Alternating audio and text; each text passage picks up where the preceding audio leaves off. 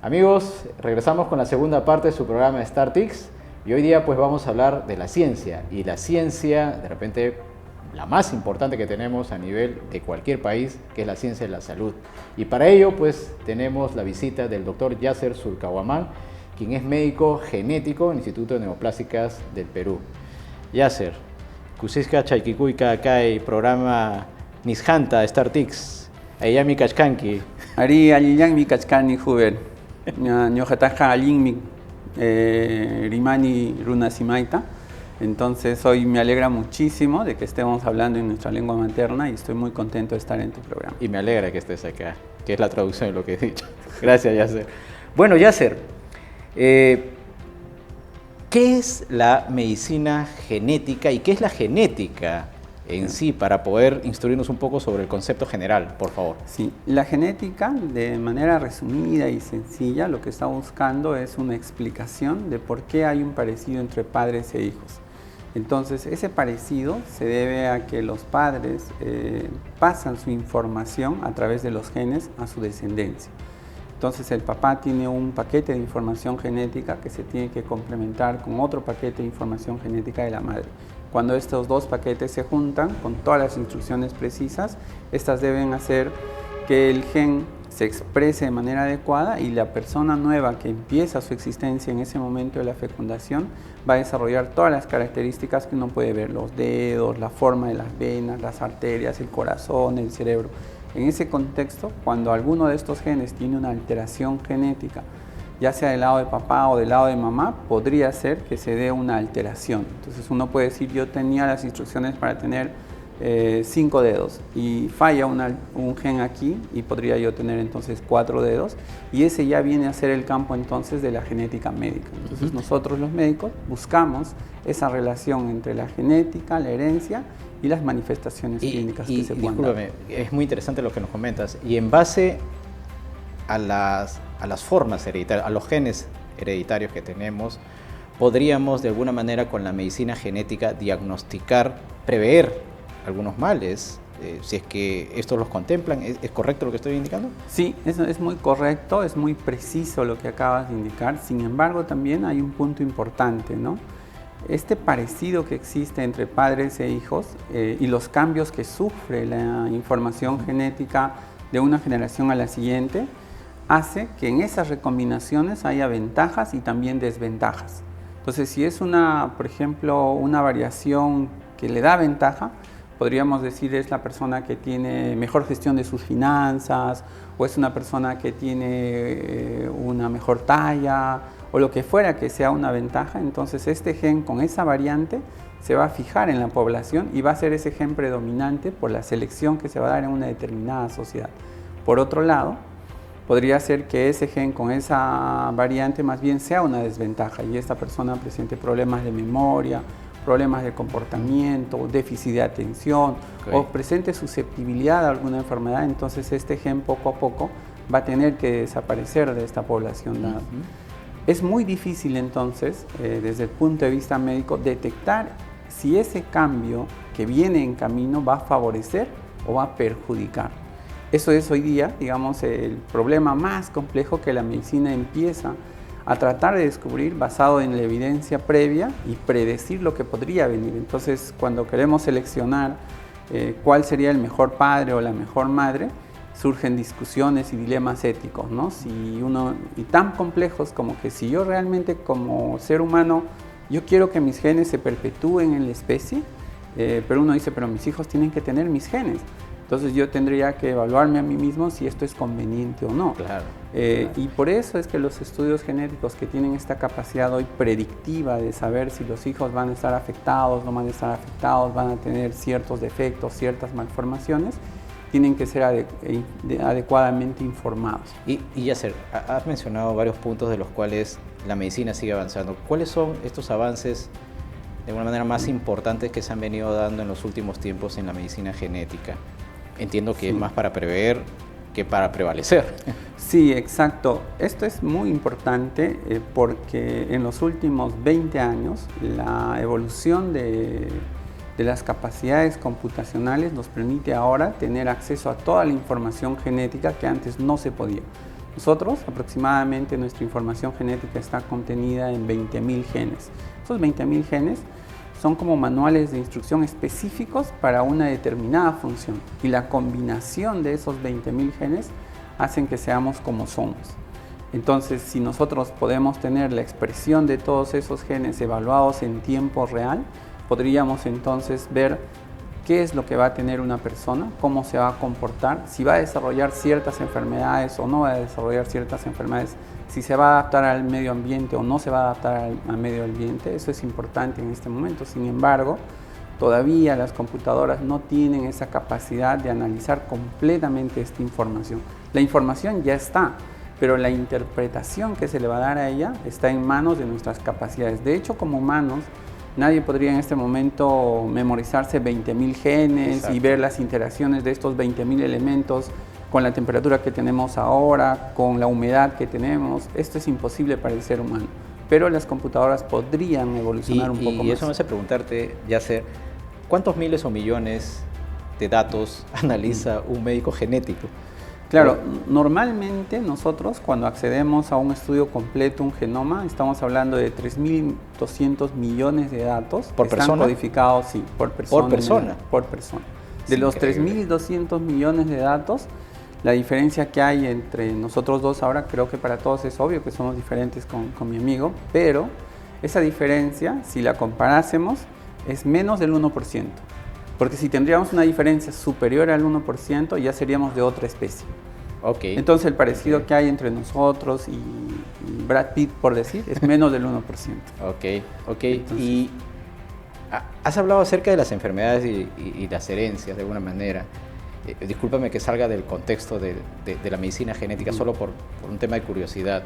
Entiendo que dentro de tu función está identificar justamente estas herencias que pueden de alguna manera tener algún tipo de comportamiento hereditario maligno en la persona que lo hereda. No sé si lo estoy comentando bien. Sí.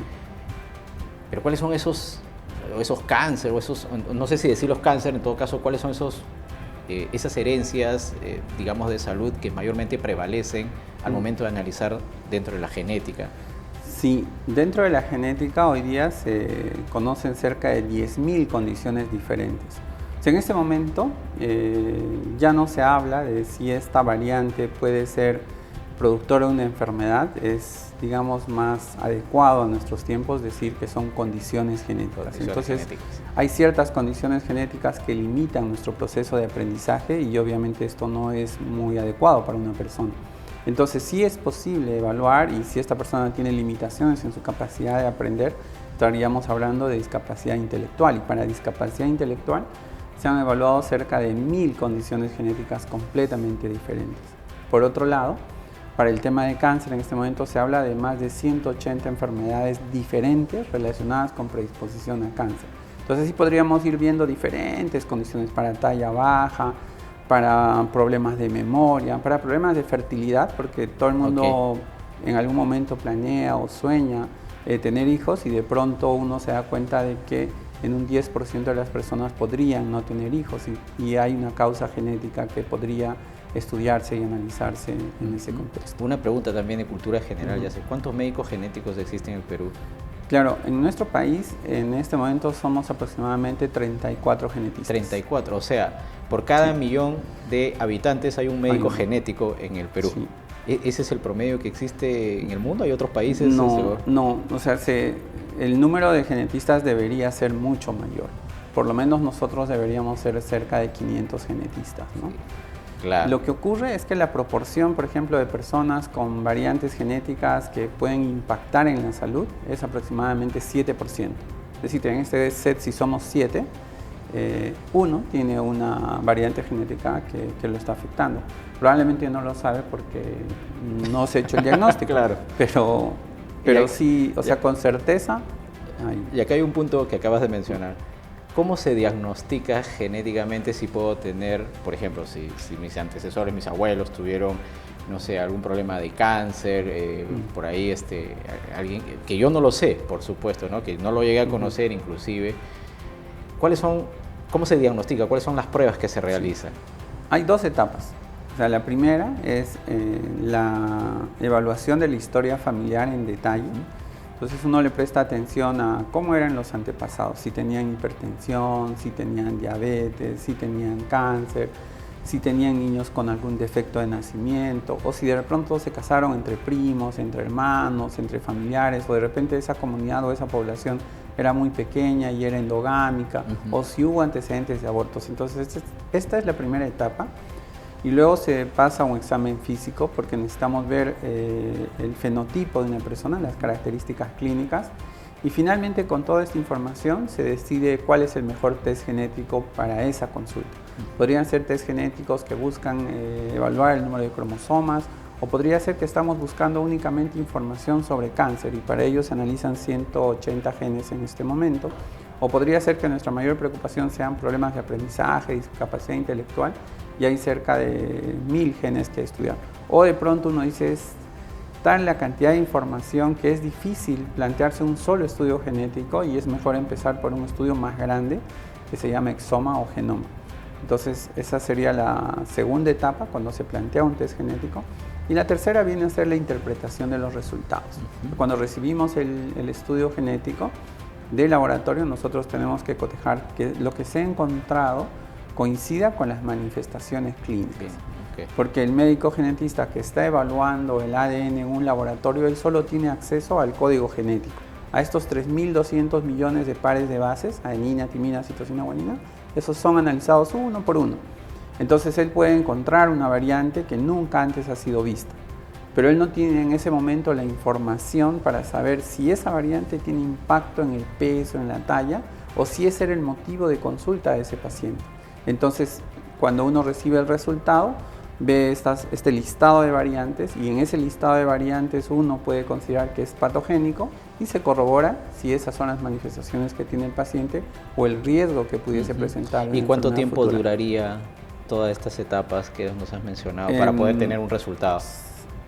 Si la consulta habitualmente es una consulta médica habitual, entre 12 minutos hasta 1 hora, va a depender mucho de la información que se pueda recabar. Un estudio genético hablamos de 4 semanas a 8 semanas, dependiendo si es un panel corto, pequeño, de unos 120 análisis, 180 o hasta 400, 4 semanas. Pero si hablamos de 10.000 genes o de un genoma completo, 8 semanas. 8 semanas, que obviamente sí, con la computación podríamos, pues, por la informática podríamos reducirla grandemente, ¿verdad? Sí. Finalmente, Yasser, hay dilemas que se manejan éticos dentro de la parte de la medicina y la salud o dentro de las pruebas genéticas y el acceso a la información.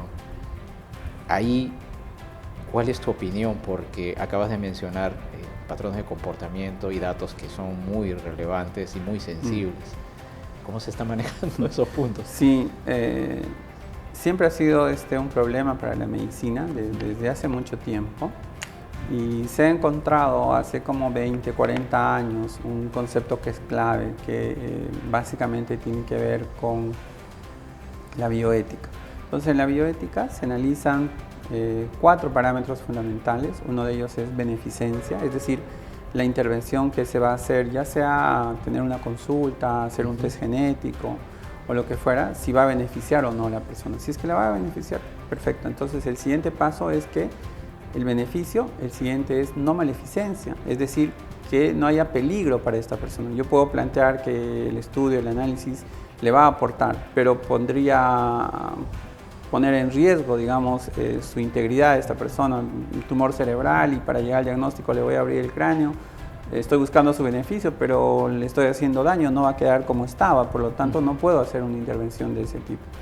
Lo siguiente tiene que ver con la autonomía, es decir, que la persona sepa lo que se va a hacer, que él tome la decisión. No puede ser que yo, por el conocimiento que tenga, pueda imponerle a una persona una decisión mía de hacer un estudio o el otro. La persona tiene que tomar la decisión que más le convenga.